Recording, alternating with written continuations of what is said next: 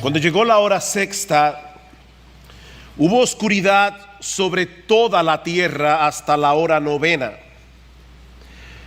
Y a la hora novena, Jesús exclamó con fuerte voz: Eloi, Eloi, lema sabactani, que traducido significa: Dios mío, ¿por qué me has desamparado?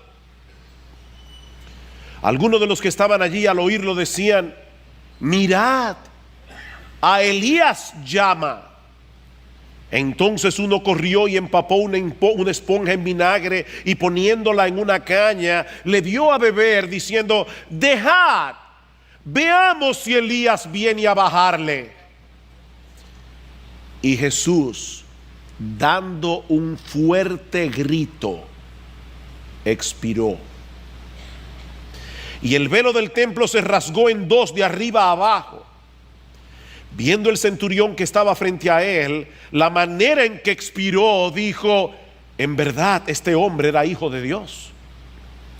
Había también unas mujeres mirando de lejos, entre las que estaban María Magdalena, María la madre de Jacobo el menor y de José y de Salomé, las cuales cuando Jesús estaba en Galilea le seguían y le servían.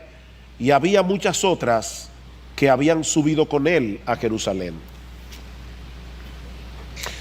En estas últimas semanas hemos estado considerando todo lo que sucedió en esas últimas horas del ministerio terrenal de nuestro Señor Jesucristo, desde su arresto en el huerto de Getsemaní hasta su muerte en la cruz del Calvario. Y hemos visto que Jesús tuvo que soportar en esas últimas horas no solamente la farsa de un juicio injusto, sino también una avalancha de odio y de crueldad volcada en su contra, no solamente de parte de los líderes religiosos de Israel, sino también de parte de los soldados romanos. Él fue ridiculizado, azotado, escupido, coronado de espinas, golpeado sin misericordia con una caña en la cabeza y finalmente condenado a morir en una cruz, a pesar de que el procurador que lo juzgó reiteró en más de una ocasión que él no había hallado delito alguno en Jesús. Y la pregunta que algunos pueden hacerse al leer esta porción de los evangelios es la pregunta que muchos se hacen cuando están en medio de una situación aflictiva, en una situación de dolor y de angustia: ¿dónde está Dios? ¿Dónde está Dios? ¿Han oído esa pregunta? ¿Dónde está Dios? ¿Dónde estaba Dios cuando todo eso estaba sucediendo? ¿Por qué Dios no descendió del cielo a defender a su Hijo? ¿Por qué no destruyó en un instante a todos esos blasfemos que se habían ensañado con tanta crueldad contra Él? Mis hermanos, ¿dónde estaba Dios? Y la respuesta es que todo el tiempo Él estuvo allí, junto a Jesús. Por eso el título de nuestro sermón en esta mañana es Dios en el Calvario. Y yo no me refiero únicamente a Dios el Hijo que estaba muriendo en la cruz, me refiero a Dios el Padre.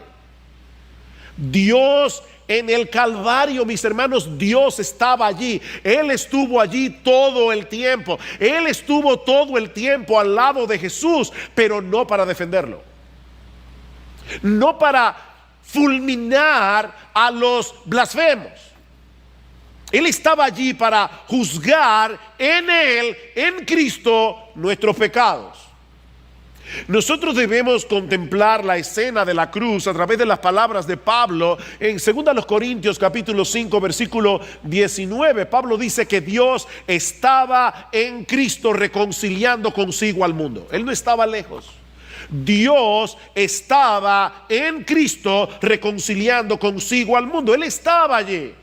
obrando activamente nuestra reconciliación a través de la muerte de su Hijo. Eso es lo que vemos en el pasaje de Marcos que vamos a estudiar en la mañana de hoy y que vamos a considerar bajo 6 encabezados. Hay 6 escenas aquí. La primera de ellas es la oscuridad sobrenatural que cubrió la tierra en pleno mediodía. Dice en el versículo 33, cuando llegó la hora sexta, hubo oscuridad sobre toda la tierra hasta la hora novena. Nosotros vimos la semana pasada que Jesús fue crucificado a la hora tercera, es decir, a las 9 de la mañana, por la forma como los judíos contabilizaban las horas. De manera que fue alrededor de las 12 del mediodía, cuando el sol está en su punto máximo de elevación, que vino esta oscuridad sobre toda la tierra. Y esa es una expresión que puede significar todo el planeta o de una manera particular la tierra de Israel. Personalmente yo tiendo a pensar que la segunda opción es la más probable. Toda la tierra de Israel se cubrió de tinieblas. Esta fue una oscuridad sobrenatural, una oscuridad causada por Dios mismo. No fue un eclipse solar. En primer lugar, porque era el día de la Pascua y en la Pascua siempre había luna llena. Y si ustedes van a cualquier enciclopedia o van a vayan a Google y van a saber que nunca hay un eclipse solar en luna llena, siempre es en luna nueva. Pero por otro lado, ningún eclipse solar dura 3 horas. Esta fue una oscuridad sobrenatural, esta fue una oscuridad causada por Dios para mostrarnos a través de un fenómeno visible lo que estaba sucediendo a nivel espiritual en ese momento en que nuestro Señor Jesucristo estaba dando su vida en la cruz. Por eso decía alguien, Douglas Webster, en el nacimiento del Hijo de Dios hubo gran claridad a medianoche. ¿Recuerdan cuando los ángeles aparecieron a medianoche? Dice, hubo gran claridad a medianoche. En la muerte del Hijo hubo oscuridad al mediodía. ¿Qué es lo que Dios quería mostrar a través de esas tinieblas? Bueno, en las Escrituras muchas veces se asocia la oscuridad con el juicio de Dios contra el pecado. La oscuridad se asocia con el pecado y con la ira de Dios en contra del pecado. Es por eso que el Señor en Mateo capítulo 8 versículo 12, hablando de aquellos que serán arrojados en el infierno, dice Jesús, serán echados en las tinieblas de afuera. Dios es luz. Donde Dios no está, hay tinieblas. Y hay muchos textos en la Biblia donde nosotros vemos esa asociación, vemos esa conexión entre la oscuridad y el justo juicio de Dios en contra del pecado. Por ejemplo, hablando de la llegada del día del Señor, un día de juicio y de castigo para el mundo incrédulo. Dice en Amós capítulo 5 versículo 18, ay de los que ansían el día del Señor. ¿De qué os servirá el día del Señor? ¿No será de tinieblas el día del Señor, y no de luz, oscuridad y no de resplandor? Y en Sofonías capítulo 1 versículo 14, cercano está el gran día del Señor, cercano y muy próximo, día de ira, aquel día de congoja y de angustia, día de destrucción y desolación, día de tinieblas y de lobreguez, día nublado y de densa oscuridad. Densa oscuridad. Pero tal vez la conexión más significativa que nosotros encontramos en las Escrituras entre estas tinieblas que arroparon la tierra durante la crucifixión es la que nosotros encontramos en el capítulo 10 del libro del Éxodo, cuando Dios juzgó a Faraón y a toda la tierra de Egipto en las 10 plagas. Dice en Éxodo capítulo 10, a partir del versículo 21, que antes de la muerte de los primogénitos, recuerden que esa fue la 10ª plaga, la muerte de los primogénitos, pero antes de la muerte de los primogénitos, Dios envió una densa oscuridad sobre toda la tierra de Egipto. Por eso yo creo que aquella oscuridad era sobre la tierra de Israel, era una oscuridad focalizada porque era una oscuridad sobrenatural, una oscuridad que duró 3 días. Y es inmediatamente después de ese tiempo de oscuridad que Dios estableció la celebración de la fiesta de la Pascua. ¿Van conectando? ¿Cuándo murió Jesús? El día de la Pascua.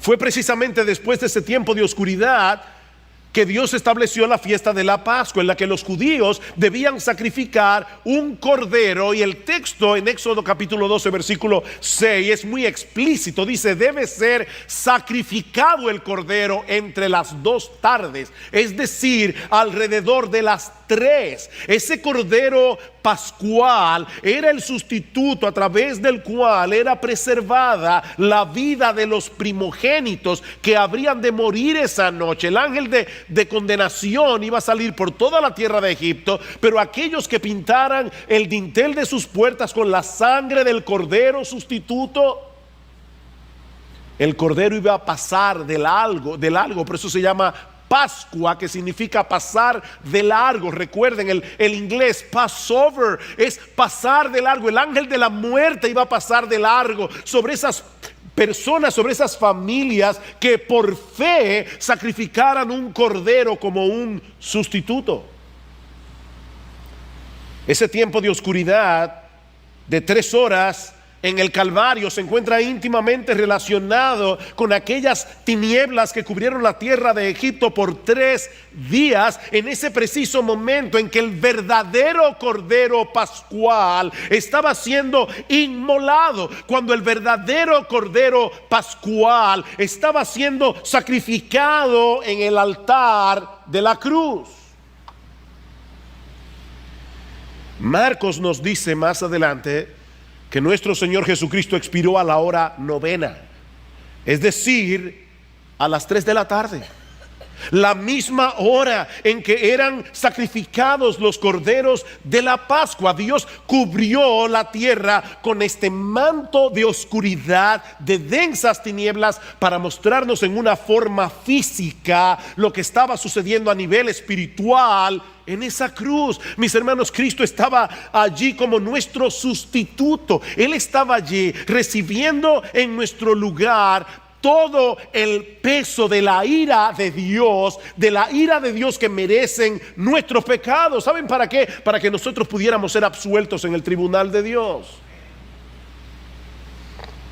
Es por eso que Juan el Bautista, cuando ve al Señor en Juan capítulo 1 versículo 29, ¿cómo lo presenta? He aquí el Cordero de Dios. He aquí el Cordero de Dios que quita el pecado del mundo. Cristo fue a la cruz a ser sacrificado como un cordero. Cristo, nuestra Pascua, fue sacrificado por nosotros, dice Pablo en 1 Corintios capítulo 5. Y en 2 Corintios capítulo 5 versículo 21 dice que aquel que no conoció pecado, por nosotros él fue hecho pecado. Y Pedro nos dice en su primera carta que él mismo llevó nuestros pecados en su cuerpo sobre la cruz. Él mismo llevó nuestros pecados sobre su cuerpo en la cruz. Mis hermanos, esa es la esencia del evangelio, como dice Pablo en 1 Corintios 15:3, que Cristo murió por nuestros pecados conforme a las Escrituras. Hablaba este viernes con un grupo de jóvenes y les decía: ¿cómo ustedes predican el evangelio? ¿Cómo pueden compartir el evangelio el año que viene cuando vayan a la universidad y se encuentren con personas incrédulas? ¿Va a ser a través de argumentos científicos? ¿Va a ser a través de argumentos filosóficos? Déjenme decirles algo, mis hermanos: nadie se va a convertir por escuchar argumentos científicos. Nadie se va a convertir por escuchar argumentos filosóficos. Es el evangelio lo que es poder de Dios para salvación. Pero ¿en qué consiste el Evangelio? El Evangelio es un anuncio de lo que Dios hizo en la historia a través de la muerte de su Hijo, ese viernes de Pascua, para que nosotros pudiéramos ser absueltos en su tribunal. Eso es el Evangelio. Y noten que Pablo dice, Cristo murió por nuestros pecados conforme a las Escrituras. Ya Dios había anunciado eso de antemano, cientos de años antes. ¿Saben qué? Para que no tengamos ninguna duda en cuanto a la identidad mesiánica de Jesús. Escuchen lo que algunos han llamado el Evangelio según Isaías. Isaías 53. Escrito 700 años antes del nacimiento de Cristo, y no solamente describe con todo detalle la agonía del Calvario, sino que nos ofrece la mejor exégesis que nosotros podemos encontrar en las Escrituras de lo que realmente sucedió en esa cruz. Él fue herido por nuestras transgresiones, dice Isaías. Él fue herido por nuestras transgresiones. Él fue molido por nuestras iniquidades. Nuestras iniquidades. Todos nosotros nos descarriamos como ovejas, nos apartamos cada cual por su camino, pero el Señor hizo que cayera sobre Él la iniquidad de todos nosotros. No fue por su propia iniquidad que Él fue a la cruz, porque Él era un cordero inocente. Pero aún así, dice Isaías en el versículo 10, que el Señor quiso quebrantarle, sometiéndole a padecimiento. Por su conocimiento, el justo, mi siervo, justificará a muchos y cargará las iniquidades de ellos. ¿Saben que hay algo interesante en el texto de Juan que yo cité hace un momento, cuando Juan el Bautista dice aquí el Cordero de Dios que quita el pecado del mundo? El texto griego es tan preciso que hay dos palabras para quitar. Yo puedo tomar esta hoja y quitarla de encima del púlpito y ponerla aquí. Eso es quitar. Pero yo también puedo tomar esta hoja, quitarla del púlpito y cargarla conmigo. Y esa es la palabra que se usa en Juan capítulo 1 versículo 29. Jesús es el Cordero de Dios que quita cargando sobre sí el pecado de todos nosotros. Eso es exactamente lo que Isaías está diciendo aquí. Para poder justificar a muchos, Él tuvo que cargar con las iniquidades de ellos. O como dice al final del capítulo 53, llevando Él el pecado de muchos. Eso fue lo que sucedió ese viernes en la tarde, cuando la tierra se cubrió de oscuridad. El Cordero de Dios estaba siendo inmolado en el altar de la cruz. El Cordero de Dios estaba sufriendo en esas 3 horas el infierno eterno de todos aquellos que Él habría de salvar a través de toda la historia. ¿Tú oíste eso, mi hermano? El infierno que te tocaba a ti, Jesús lo sufrió en esas 3 horas. Toda la eternidad de tus sufrimientos condensadas en esas 3 horas, y no solo la tuya, la de millones y millones de pecadores que Él vino a salvar. Y algunos pueden estarse preguntando, ¿y cómo es posible que Jesús haya podido sufrir en 3 horas un castigo que debía ser eterno? ¿Cómo se puede sufrir en 3 horas un castigo que es eterno? Escuchen la respuesta de John MacArthur. Él podía recibir una cantidad infinita y eterna de ira porque Él es una persona infinita y eterna. Su capacidad para todo es eterna y es ilimitada. Si en esas 3 horas, mi amado hermano, Cristo sufrió millones de infiernos. De manera que Dios no estaba ausente en el Calvario. Él estaba allí como el juez del universo, juzgando y castigando nuestros pecados en la cruz. y dando al mismo tiempo una muestra de amor incomprensible hacia todos aquellos que Él había elegido para salvación desde antes de la fundación del mundo. Hermano, yo no sé tú, pero la doctrina de la elección, que tanta controversia trae, es una de las doctrinas más hermosas de la Biblia. Es una de las doctrinas más hermosas de la Biblia. Mi hermano, Cristo no murió en la cruz para hacer posible que tal vez algún ser humano pueda ser salvo. No, no, no, no. Cristo murió en la cruz para que un grupo de personas específicas, escogidas con nombre y apellido, pudieran ser salvos. Y fueron los pecados de esas personas con nombre y apellido por los cuales Cristo murió en la cruz. Cristo amó a su iglesia de tal manera que dio su vida por ella. Cristo dio su vida por su iglesia. Como dice John Stott, el amor divino triunfó sobre la ira divina mediante el propio sacrificio divino. ¿Oyeron eso? El amor divino triunfó sobre la ira divina mediante el propio sacrificio divino. La cruz fue simultáneamente un acto de castigo y de amnistía, de severidad y de gracia, de justicia y de misericordia al mismo tiempo. Nuestro Señor y Salvador tuvo que beberse esa copa de ira santa y justa sin una gota de misericordia para que nosotros hoy podamos disfrutar de la copa de la salvación sin una gota de ira. Él se la tomó pura ira de un Dios 3 veces santo para que nosotros hoy podamos tomarnos la copa de la salvación sin una gota de ira.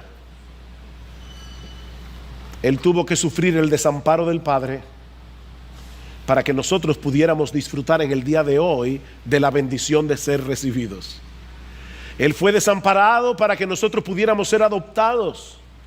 Y eso nos lleva a nuestro segundo encabezado, el terrible abandono en la cruz, versículo 34. Y a la hora novena Jesús exclamó con fuerte voz: Eloi, Eloi, lema sabactani, que traducido significa: Dios mío, ¿por qué me has abandonado?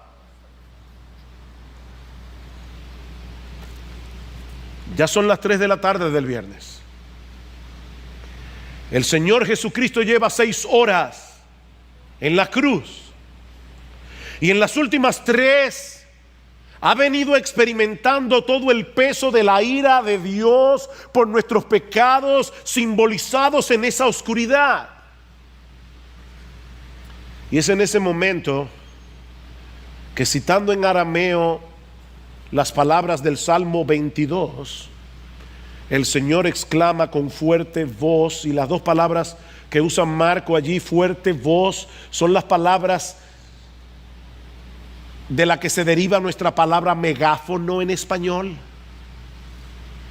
Fuerte voz: Eloi, Eloi, lema sabactani, ¿por qué me has abandonado? Dios mío, durante ese tiempo de oscuridad, mi amado hermano, otra vez insisto, Dios el Padre estaba allí, pero no consolando a su Hijo, sino castigando en Él nuestros pecados. Dios estaba allí. Y no es que en ese momento hubiera habido una ruptura entre la unidad esencial que hay entre el Padre, Dios el Padre, y Dios el Hijo. Eso es imposible. Hay una unidad eterna y una unidad inmutable entre las 3 personas de la Trinidad que de ninguna manera puede ser quebrantada. Tampoco fue que en ese momento el Padre por un instante dejó de amar a su Hijo. De ninguna manera. Dice el Señor en Juan capítulo 10: por eso me ama el Padre, porque yo doy mi vida Por eso me ama el Padre, porque yo doy mi vida para tomarla de nuevo. En ese momento, si podemos decirlo de alguna manera, el corazón del Padre estaba roto por el amor que tiene por su Hijo. Dios el Padre nunca dejó de amar a su Hijo en ningún momento. Pero hermanos, en un sentido real, Jesús fue completamente desamparado en su naturaleza humana por Dios el Padre. Dios el Padre no podía tener comunión con Él mientras Él estuviera siendo hecho pecado.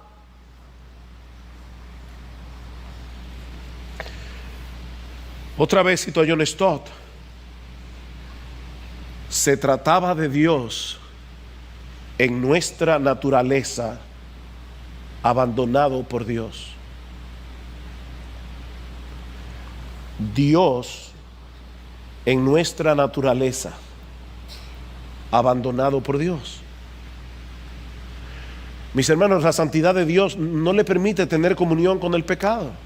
Y en ese momento, colgado en esa cruz, Jesús estaba siendo hecho pecado por causa nuestra. Al que no conoció pecado por nosotros, Dios a Él lo hizo pecado. Ese fue el alto costo que Dios estuvo dispuesto a pagar por nuestra salvación. Mis hermanos, solo Dios pudo absorber el peso de su propia ira. Solo Dios podía hacer eso. Y Él estuvo dispuesto a pagar ese precio en la persona de su Hijo amado. ¿Sabes para qué? Para salvarte a ti.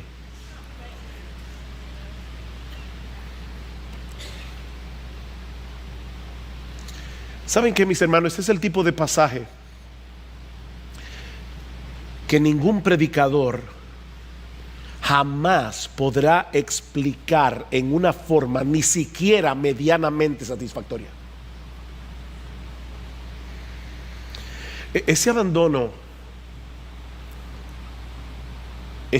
que Jesús tuvo que sufrir en la cruz del Calvario escapa por mucho a nuestra capacidad de entendimiento, sobrepasa por mucho nuestra capacidad de entendimiento. Estaba leyendo que se dice que en una ocasión Martín Lutero pasó horas con su Biblia abierta solamente meditando en esas palabras: Dios mío, ¿por qué me has abandonado? Y dice que después de estar varias horas meditando en ese texto, dice que empujó la mesa y solamente pudo decir con toda perplejidad: Dios, abandonado por Dios. ¿Quién puede entender tal misterio? Dios abandonado por Dios. Esta es la única vez en los evangelios que nosotros vemos a Jesús dirigiéndose a Dios sin llamarle Padre. La única vez. Él sabe el precio que tiene que pagar para salvarnos, cargar el peso de la ira divina que merecen nuestros pecados, incluyendo el desamparo de su Padre Celestial. Pero ¿saben qué, mis hermanos? A pesar de todo eso, Jesús sabía que Él podía confiar en Dios.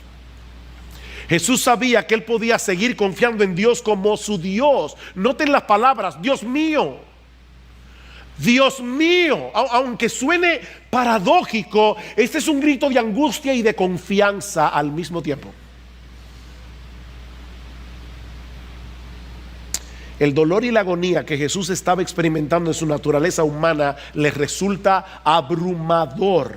Lleva horas sufriendo millones de infiernos, por decirlo de alguna manera, en su cuerpo de carne. Pero en vez de quejarse con amargura, dirige a Dios ese grito de angustia, apropiándose de las palabras del Salmo 22. Jesús conoce el contenido de ese salmo, que comienza precisamente con esas palabras: Dios mío, ¿por qué me has abandonado? Jesús sabe que en ese salmo, después de describir los horrores de la crucifixión, el salmo concluye con una nota de victoria, no de derrota. Pero al mismo tiempo Él está exclamando, porque en su naturaleza humana quiere saber cuándo concluirá esa agonía. que es precisamente lo que se expresa al inicio del Salmo 22. Dios mío, ¿por qué me has abandonado? ¿Por qué estás tan lejos de mi salvación y de las palabras de mi clamor? Dios mío, clamo de día y no respondes, y de noche y no hay para mí reposo. No era que el Señor desconocía la razón de su abandono, pero Él está citando de memoria literalmente las palabras de este salmo para dar expresión a su angustia y a su petición de que Dios venga a socorrerlo. Dios mío, ven pronto, socórreme.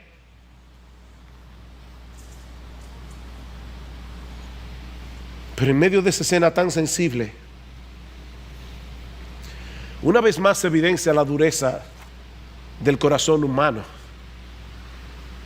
Aprovechando la similitud que existe entre el nombre del profeta Elías y las palabras arameas que Jesús acaba de pronunciar en la cruz, Marcos nos dice en el versículo 35 que algunos de los que estaban allí al oírlo decían: mirad, está llamando a Elías.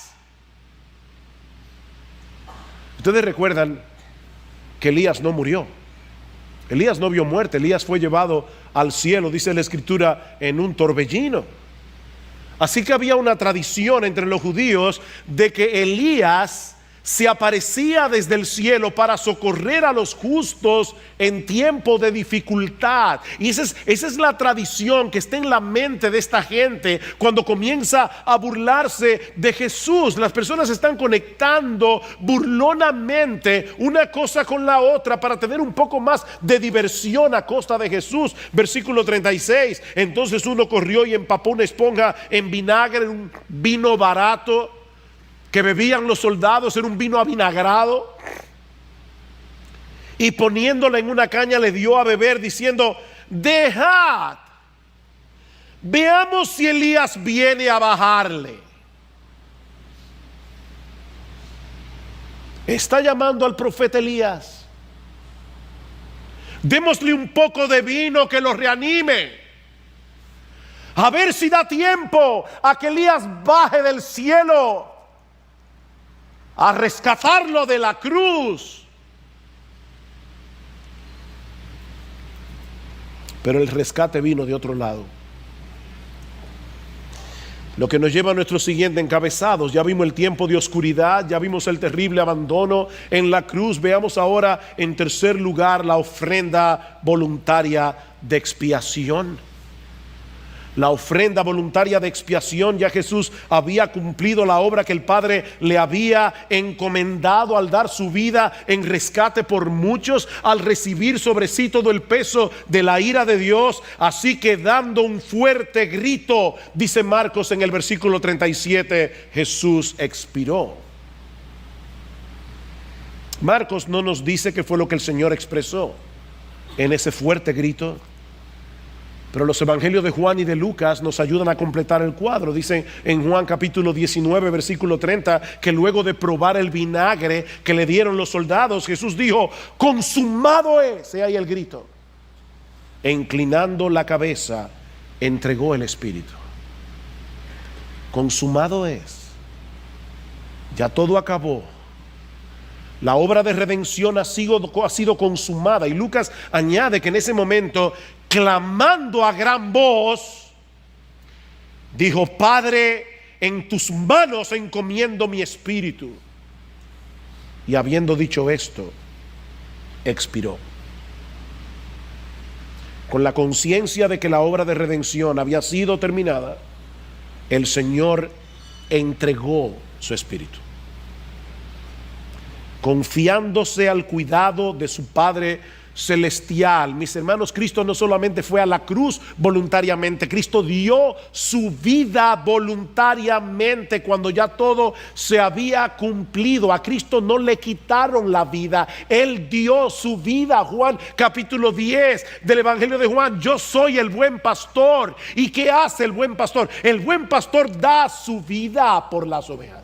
Él dio su vida, Él entregó el espíritu. Versículo 17: por eso me ama ama el Padre? Porque yo doy mi vida para tomarla de nuevo. Nadie me la quita, sino que yo la doy de mi propia voluntad. Yo tengo autoridad para darla y tengo autoridad para tomarla de nuevo. Este mandamiento yo recibí de mi Padre.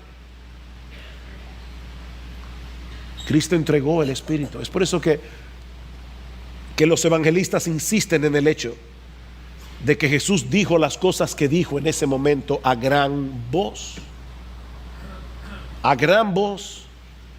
Fue a gran voz que el Señor clamó de angustia: Eloi, Eloi, lema sabactani. Fue con un grito, como vemos en el Evangelio de Marcos, que Cristo dijo: consumado es.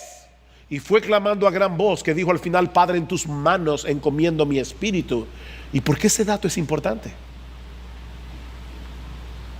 Porque si había algo que toda la gente de aquel tiempo sabía, era que un crucificado apenas podía suspirar, apenas podía susurrar debido a la dificultad respiratoria que viene asociada con la muerte por crucifixión. Pero Jesús clamó con una voz potente para que todos pudieran ver al momento de expirar que todavía tenía vida suficiente como para seguir vivo por varias horas más. Nadie me quita mi vida. Nadie me quita mi vida. Yo tengo autoridad para darla. Y yo tengo autoridad para volverla a tomar. Cristo entregó su vida voluntariamente en la cruz del Calvario como nuestro sustituto, y de ese modo abrió para nosotros una vía de acceso a la presencia misma de Dios. Y eso nos lleva a nuestro cuarto encabezado: un camino nuevo y vivo hacia el santuario. Versículo 38. Y el velo del templo se rasgó en dos, de arriba abajo. El velo del templo se rasgó en dos. En el templo de Jerusalén había un velo, y no se imaginen, por favor, a los velos que se usan desde el día de hoy o a las cortinas que se usan en el día de hoy. No. Este era un velo muy pesado, era un velo muy grueso que dividía el lugar santo del lugar santísimo. El lugar santísimo era donde Dios manifestaba su presencia especial. En el templo de Jerusalén, allí estaba el arca del pacto, allí estaba el propiciatorio, donde el día de la expiación el sumo sacerdote rociaba el propiciatorio con la sangre del cordero sacrificado. Una vez al año solamente podía entrar el sumo sacerdote al lugar santísimo en el día de la expiación. Era una cortina tan gruesa que el historiador judío Flavio Josefo nos dice que ni siquiera dos caballos unidos alando en sentido contrario habrían podido romper esa cortina. Tenía 18 metros de altura y 10 centímetros de espesor. No estamos hablando de cualquier velo. Este velo simbolizaba la separación que existe entre nosotros y Dios por causa de nuestros pecados. Mis hermanos, no podemos entrar en la presencia de Dios a menos que su justicia quede perfectamente satisfecha, porque Él es un Dios perfectamente santo, Él es un Dios perfectamente justo. Pero gloria al Señor. En el preciso momento en que Jesús estaba exhalando su último suspiro, esa gruesa cortina se partió en dos, de arriba hacia abajo, para mostrar que había sido abierta una puerta de acceso, una vía de acceso a la presencia misma de Dios, no a través de los sacrificios del templo, sino a través del sacrificio de Jesús. Por eso alguien decía que la rasgadura del velo fue el signo de exclamación de Dios a la muerte de su Hijo. La muerte de Cristo en la cruz dejó el templo inoperante. Con un solo sacrificio, el Cordero de Dios hizo cesar de una vez por todas el sistema sacrificial y sacerdotal del antiguo pacto. Como dice el autor de la carta a los Hebreos, Los sacerdotes del Antiguo Testamento tenían que ofrecer muchas veces los mismos sacrificios que nunca pueden quitar los pecados, pero Él, habiendo ofrecido un solo sacrificio por los pecados para siempre, se sentó a la diestra de Dios, porque por una sola ofrenda Él ha hecho perfectos para siempre a los que son santificados. ¿Cuál es la conclusión?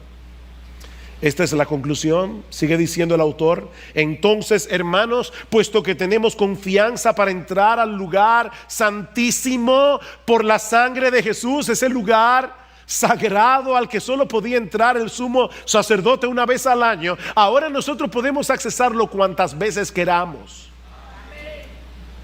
Tenemos confianza para entrar al lugar santísimo por la sangre de Jesús, por un camino nuevo y vivo que Él inauguró para nosotros por medio del velo, es decir, su carne. Y puesto que tenemos un gran sacerdote sobre la casa de Dios, acerquémonos con corazón sincero. Miren, hermanos, si los judíos del Antiguo Testamento hubieran podido sospechar que los creyentes del nuevo pacto íbamos a tener acceso directo al lugar santísimo cuantas veces lo quisiéramos, nunca se lo hubieran podido imaginar. Acerquémonos, que el velo de la carne de Jesús fue rasgado para eso, para que nosotros podamos entrar al lugar santísimo. Mientras los sacerdotes en el templo en ese mismo momento estaban sacrificando miles de corderos para la celebración de la Pascua, ese viernes a las 3 de la tarde, precisamente a las 3 de la tarde, el cordero pascual estaba muriendo en la cruz, abriendo de par en par una avenida de salvación, una avenida de reconciliación por medio de su sangre. Y Marcos no se limita a darnos un recuento histórico de este hecho, sino que al mismo tiempo nos muestra en la misma historia cómo se supone que debemos reaccionar a ese hecho. Y eso nos lleva a nuestro quinto encabezado, una sorprendente confesión. Versículo 39, viendo el centurión que estaba frente a él, la manera en que expiró, dijo: en verdad este hombre era hijo de Dios. Mateo añade que este hombre también estaba impresionado por los eventos sobrenaturales que habían rodeado la muerte de Jesús, porque en ese momento no solamente las tinieblas cubrieron la tierra por 3 horas, sino que la tierra tembló, dice en Mateo. La tierra tembló y las rocas se partieron, y algunos justos que habían muerto resucitaron en el momento en que Jesús expiró. Pero Marcos se enfoca únicamente en el impacto que produjo en el corazón de este hombre romano, soldado, gentil, no judío, el hecho de haber sido testigo presencial de la manera como Jesús expiró. Piensen en esto, mis hermanos. Este hombre tiene que haber sido testigo de miles de muertes. Miles de muertes. Sin embargo, él sabía que nunca nadie había muerto como murió Jesús. Tal vez él estuvo en el pretorio cuando Jesús estaba siendo burlado. Tal vez él era parte de la burla. Tal vez él fue uno de los que escupió a Jesús en la cara. Y él estuvo viendo a través de todas las horas la mansedumbre de Jesús ante esa avalancha de odio. Cómo exclamó en la cruz. Él estaba al pie de la cruz. Cómo le dijo al ladrón que no era un buen ladrón, era un ladrón. No hay buenos ladrones. Cuando ese hombre reconoció su pecado y le dijo: por favor, acuérdate de mí cuando vengas en tu reino. El acto de fe más increíble que una persona haya hecho en toda su historia, colgado de una cruz y viendo a Cristo colgado de una cruz. Le está diciendo: yo sé que tú eres un rey, tú tienes un reino. Por favor, cuando vengas en tu gloria, cuando vengas en tu reino, acuérdate de mí. Y ese centurión, ese romano endurecido de corazón, escuchó cuando Jesús perdonó a este hombre y le dijo: hoy, te prometo que hoy estarás conmigo en el paraíso. Este centurión vio todo eso, y fue lo que lo movió a decir: Dice, al ver cómo expiró, al oír este grito de victoria, consumado es. Padre, en tus manos encomiendo mi espíritu. Dice, al ver cómo expiró, ese centurión romano dijo, verdaderamente este hombre era hijo de Dios. Ahora, hermanos, este texto tiene una importancia capital en el Evangelio de Marcos. ¿Cómo comienza el Evangelio de Marcos? Este es el principio del Evangelio de Jesucristo, Hijo de Dios. Y una y otra vez nosotros vemos a través del Evangelio de Marcos cómo los demonios reconocían que Jesús era el Hijo de Dios, cómo Dios el Padre reconocía que Jesús era el Hijo de Dios. Nosotros vemos en los Evangelios cómo el mismo Jesús se identifica a sí mismo como el Hijo de Dios. Pero hasta este momento no había habido ningún solo hombre que había llamado a Jesús en el Evangelio de Marcos Hijo de Dios. Y tiene que ser un soldado romano gentil. En ese momento ese hombre estaba ilustrando a qué vino Cristo al mundo.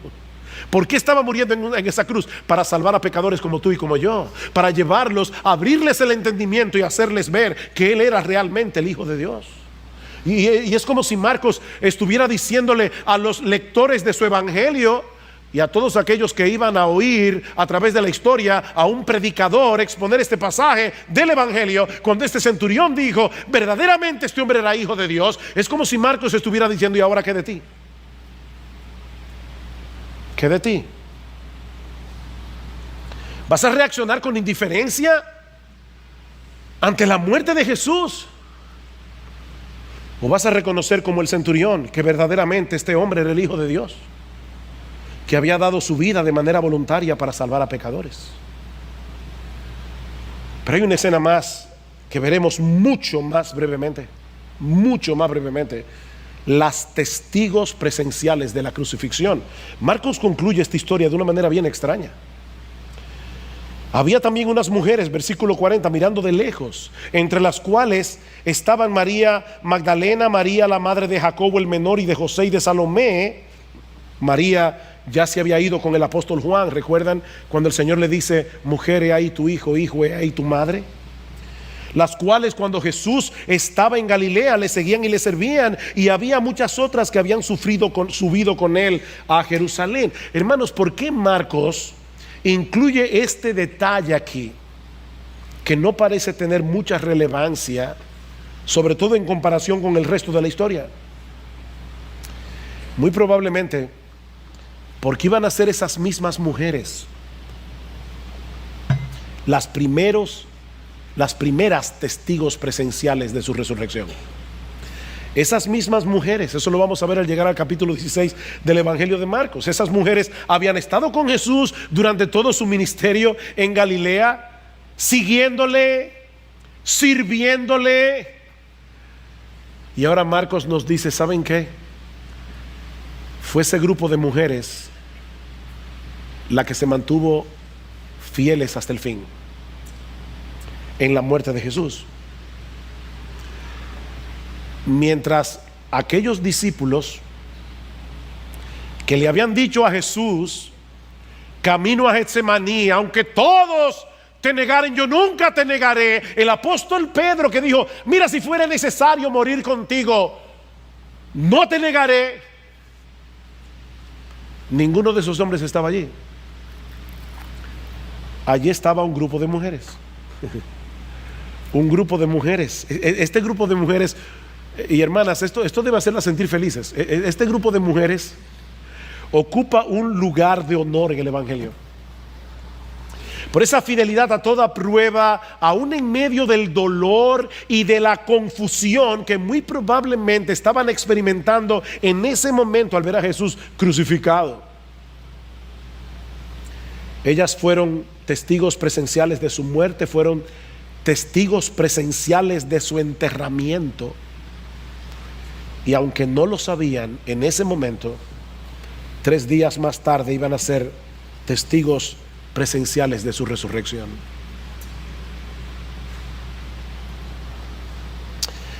Hay muchas enseñanzas que podemos derivar de este relato, pero obviamente el tiempo se ha ido. Voy a limitarme a unas cuantas, bien rápido.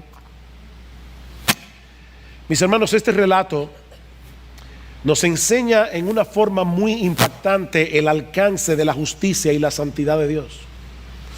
El alcance de la justicia y la santidad de Dios. ¿Tú quieres saber qué tan santo es Dios? Mira la cruz. Mira la cruz, mira al Hijo de Dios muriendo por nuestro pecado y vas a darte cuenta que Dios no toma el pecado a la ligera. Mis hermanos, para nuestro Dios, el pecado que nosotros cometemos con tanta facilidad, el pecado que nosotros coqueteamos, con el que coqueteamos muchas veces, para nuestro Dios el pecado es algo tan serio que para poder salvarnos, para poder tener comunión con nosotros, su Hijo tuvo que morir en una cruz. ¿Qué tan seria es la santidad de Dios? ¿Qué tanto aborrece Dios el pecado? Mira a Cristo sufriendo la agonía de miles de infiernos en esa cruz. Pero este relato nos enseña también en una forma muy impactante yo no sé qué palabra usar, porque si digo que es increíble, no es increíble, es creíble. Pero este pasaje nos enseña en una forma muy impactante la verdadera naturaleza del amor de Dios. ¿Sabes que nosotros no podemos entender el amor de Dios hasta que no entendemos la ira de Dios? En estos días hubo una controversia en las redes, no me había dado cuenta, alguien me lo hizo saber, porque alguien tomó un pedacito de un sermón que se predicó aquí en esta iglesia, donde decíamos que Dios no solamente odia el pecado, sino que también Dios aborrece al pecador, y algunas personas comenzaron hasta a hacer burlas de esa expresión. ¿Cómo es posible que Dios aborrezca al pecador? No, Dios ama al pecador. Mis hermanos, escúchenme bien, si nosotros no entendemos que la ira de Dios está sobre los impíos todos los días, como dice el Salmo, dice en Juan capítulo 3, versículo 36, después de haber dicho de tal manera amó Dios al mundo, dice que todo aquel que cree en el Hijo tiene la vida. El que no cree, la ira de Dios permanece sobre él. Dios no está irado con el pecado en abstracto, Dios está irado contra aquellos que cometen pecado. Pero eso es lo grandioso, eso es lo increíble, eso es lo extraordinario del amor de Dios. Dios interpuso su amor. El aparato emocional de Dios es complejo. Nosotros no podemos reducir el amor de Dios a un mero sentimentalismo. Dios no es un abuelito que está en el cielo diciendo: ay, no importa lo que ustedes hagan, yo lo voy a recibir como quiera porque yo los amo. No, aquí tenemos a un Dios perfectamente santo, a un Dios perfectamente justo, a un Dios que no juega con el pecado, a un Dios que no puede tener comunión con el pecador, a un Dios que tiene que castigar a los culpables, al mismo tiempo interponiendo su amor para que el inocente sufriera por nuestra causa. Esa es la verdadera naturaleza del amor de Dios.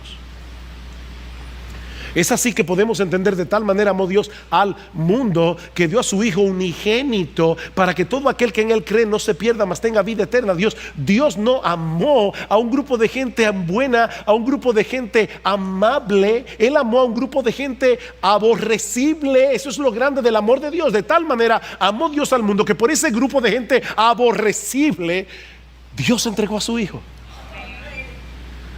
Mas Dios muestra su amor para con nosotros en que, siendo aún pecadores, Cristo murió por nosotros. ¿Qué dice Jesús en Juan capítulo 15 versículo 13? Nadie tiene mayor amor que este. ¿Cuál es el amor? Que uno ponga su vida por sus amigos. Nadie tiene mayor amor que este. Oh, mis hermanos, no es contemplando las circunstancias que nosotros podemos alcanzar un mejor entendimiento del amor de Dios. Es a través de la cruz. No mires a tus circunstancias, mira la cruz. Pero también podemos derivar de este relato que no nos pertenecemos a nosotros mismos, mis hermanos, porque Cristo nos compró a precio de su sangre en esa cruz. Ese texto en Juan capítulo 15 versículo 13: nadie tiene mayor amor que este, que uno ponga su vida por sus amigos. Ese texto no termina allí. Ese texto sigue diciendo: y vosotros sois mis amigos si hacéis lo que yo les mando. ¿Por quiénes puso Cristo su vida? Por sus amigos. ¿Quiénes son sus amigos? Vosotros sois mis amigos si hacéis lo que yo digo. Nosotros fuimos comprados, mi hermano. Tú no te perteneces, tú no te perteneces. Fuiste comprado por precio. Como dice Pablo: ¿no sabéis que sois templo del Espíritu Santo? el cual está en vosotros, el cual tenéis de Dios, y que no sois vuestros, porque fuisteis comprados por precio. Glorificad pues a Dios en vuestro cuerpo y en vuestro espíritu, los cuales son de Dios. Mi hermano, Cristo te compró. Ese sufrimiento fue para comprarte. El amor de Cristo nos apremia, dice Pablo, llegando a esta conclusión, que si uno murió por todos, luego todos murieron, y por todos murió, para que los que viven ya no vivan para sí, sino para aquel que murió y resucitó por ellos. Tú no te perteneces para hacer de tu vida lo que tú quieras. Tú no te perteneces para usar tu tiempo como tú quieras. Tú no te perteneces para usar tus recursos económicos como tú quieras. Tú no te perteneces para hacer del resto de tu vida de aquí en adelante lo que tú quieras. Cristo te compró a precio de su sangre. Esa agonía es para que tú no sigas viviendo para ti. Y finalmente, este relato nos enseña en una forma muy impactante que no puede haber salvación fuera de Jesús. No puede haber salvación fuera de Jesús. Solo Dios podía absorber todo el peso de su propia ira. Solo Dios podía salvarnos de Dios. Por eso Dios se hizo hombre, para poder recibir en su naturaleza humana todo el peso de la ira que tus pecados y los míos merecían. Oh, mi amigo, es a la luz de lo que hemos visto hoy que podemos entender por qué Jesús decía: yo soy el camino, yo soy la verdad, yo soy la vida. Nadie viene al Padre sino por mí. Él es la única vía de acceso al Padre. No es la religión, no es tu decencia, no son tus buenas obras, es Jesús. Él es la única vía de acceso. Ven a Cristo, mi amigo.